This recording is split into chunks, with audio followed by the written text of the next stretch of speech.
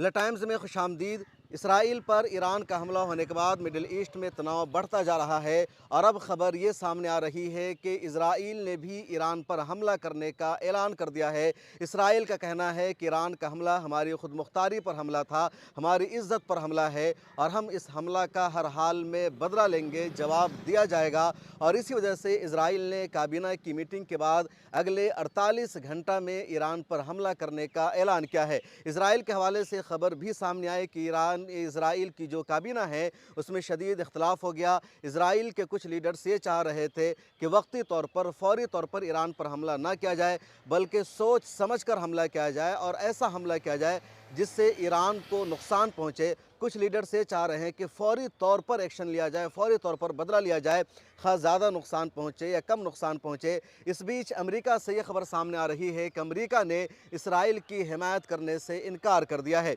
America कहना है कि अगर बदले के तौर पर इसराइल ईरान पर हमला करता है तो अमेरिका इसराइल की हिमायत नहीं करेगा। अब सबसे बड़ा सवाल ये पैदा हो रहा है कि अमेरिका जो इसराइल के हर जुर्म की हिमायत करता है, इसराइल के हर दहशत गर्दी के पीछे अमेरिका का हाथ होता है, आखिर वो इस मामले में इसराइल की हिमायत करने से क्यों इनकार कर रहा है। और इसकी सीधी सीधी वजह यह है कि ईरान ने इसराइल पर जो हमला किया वो हमला इंटरनेशनल कानून के मुताबिक था, क्योंकि पिछले दिनों 1 अप्रैल को इसराइल ने दिमश्क में ईरान की एम्बेसी पर हमला किया और ये हमला इंटरनेशनल कानून के ख़िलाफ़ था, बैनुल-अक़वामी चार्टर के ख़िलाफ़ था।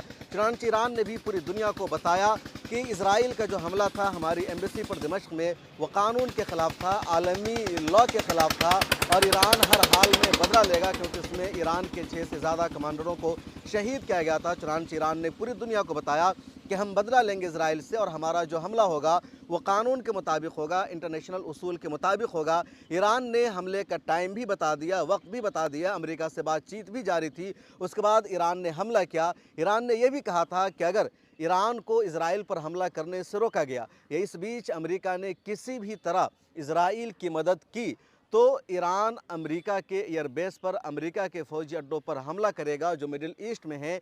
और इसी वजह से अमेरिका ने इस मरतबा डायरेक्ट ईरान को हमला करने से नहीं रोका, बल्कि अमेरिका ने चीन से बातचीत की, तुर्किया से बातचीत की, दूसरे मुल्कों से बातचीत की और उन मुल्कों से अपील की अमेरिका ने कि वो ईरान को समझाए, ईरान से बातचीत करे, ईरान को इस बात पर आमादा करे कि वो जवाबी कार्रवाई ना करे, वो रद्द अमल न दे। लेकिन ईरान नहीं रुका। ईरान ने 300 ड्रोन, क्रूज़ मिज़ाइल और बैलिस्टिक मिज़ाइल से इसराइल पर हमला कर दिया। ये अलग बात है कि इस हमले से इसराइल का ज़्यादा नुकसान नहीं हुआ। 60% से ज़्यादा ड्रोन्स को, क्रूज़ मिज़ाइल को, बैलिस्टिक मिज़ाइल को नाकाम बना दिया गया। कुछ ही जाकर टारगेट पर लगे जिससे आग लगी, तबाही हुई। कितनी तबाही हुई अभी तक उसकी मुकम्मल जानकारी नहीं सामने आई है। कहा जा रहा है कि इसराइल अपने नुकसानात को छुपा रहा है, लेकिन अमेरिका ने इसी वजह से रोकने की कोशिश की थी क्योंकि अमेरिका पर हमला माना गया, इसराइल पर हमला, और इसराइल को अमेरिका नहीं रोक सका।